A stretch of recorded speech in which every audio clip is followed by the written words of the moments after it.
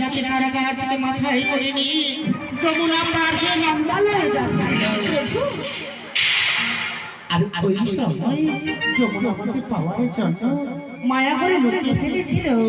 সে সময় আমার পিতা বসুদেব হা পুত্র বলে রোদনে করে নয়নের জলে মুখ ভাসিয়ে দিয়েছিল।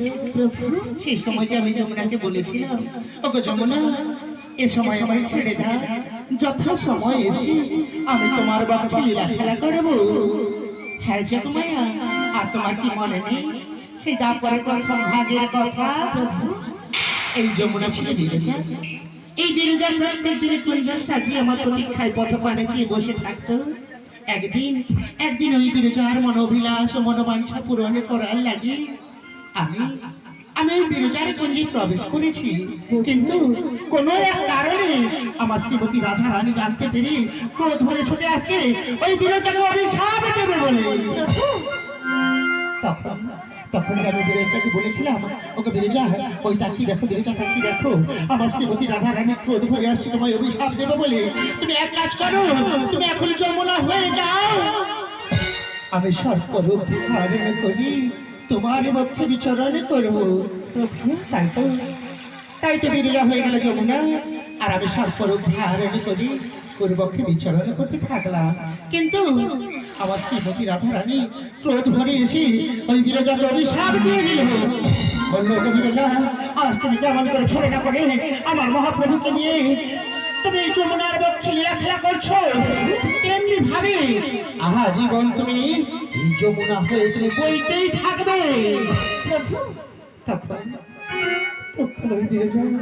নয়নে জলে ভগবাসী করদরে আমার কাছে মিনতি করে বলেছিল, ওগো প্রভু, তবে বলুন প্রভু, বলুন আপনাদের যুগল চরণ আমি কবে পাবো? তাই তো যমুনার মনোবাসনা করিব পূর্ণ।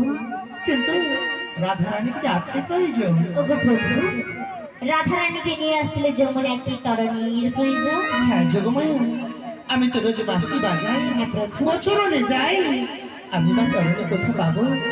তুমি তো আমার প্রত্যেকটি লীলা খেলায় আমার সহায়তা করেছো, তাই এই লীলাকে আমার সহায়তা করি, এই লীলাকে তুমি সঞ্চালন করো।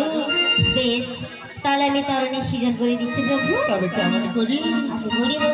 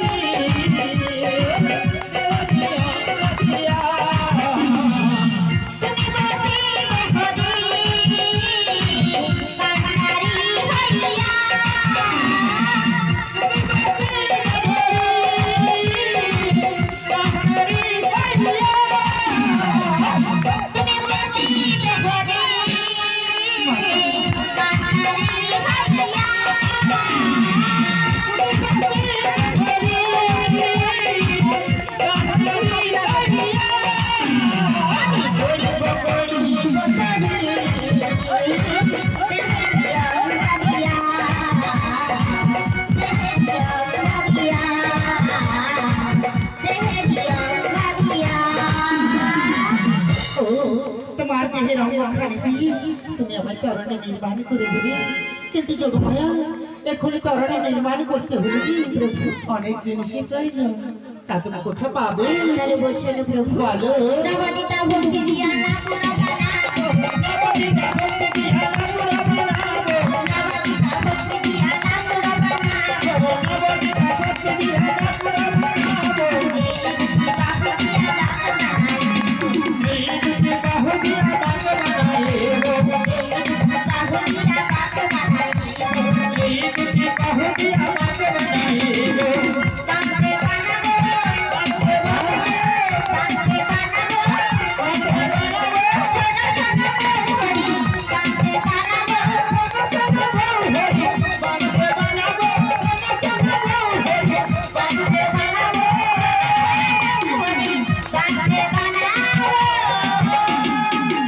নবদ্বীপ ভক্তি মানে তো শ্রবণং কীর্তনং কৃষ্ণ শরণং চন্দনং আচমন দাস আত্মানি বেদন করি গৌর হরি কি পাওয়া যায়।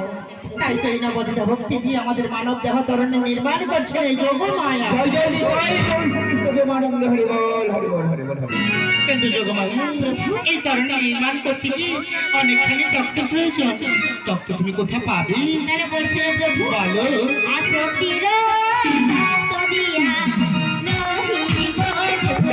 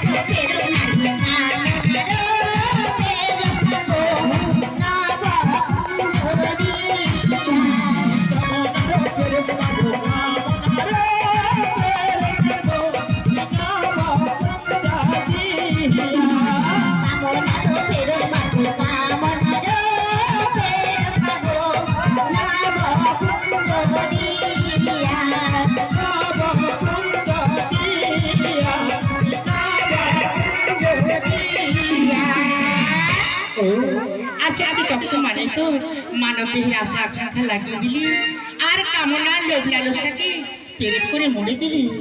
বেশ করেছে যোগমায়া। ওই কামনা লোভ লালসাকে পেরেক করে না মরে দিলি এই কলির জীবনে কিছুই করতে পারে। তাই তো শাস্ত্র বলেছে লোভে পাপ, পাপে মৃত্যু, লোভের বশবর্তী হলে মৃত্যু অসম্ভাবী। কিন্তু যোগমায়া এই ধরনের করতে কতখানি তত্ত্ব লাগবে। জয় বিষ্ণু দত্ত গোবিন্দ শুনুন শুনুন ভক্তি ভক্তি মায়েরা, 10 ষড়রি পুচ্ছ পঞ্চমানের 5 3 গুণে 3 দিয়ে আমাদের মানব দেহ তরণী নির্মাণ করছেন এই যোগ মায়া। এই যোগ মায়া এই তরণীতে এখন মাস্টারখানে বাকি রয়েছে। মাস্টার তুমি কোথায় পাবে? তাহলে বলছিল প্রভু বলো। সরলা সুর বুদ্ধি দিয়ে